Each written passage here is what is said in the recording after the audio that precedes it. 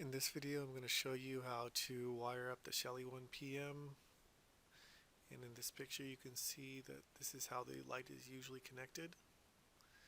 In this picture this is how it's going to be connected, and this is how I do it.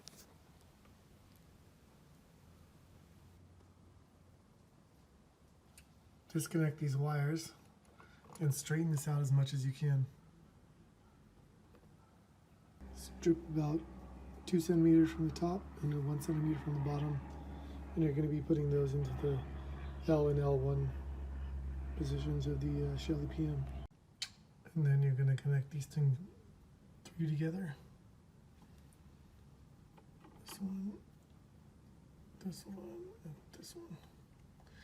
And this one's coming from the line out, or line to there. Then connect the top over here.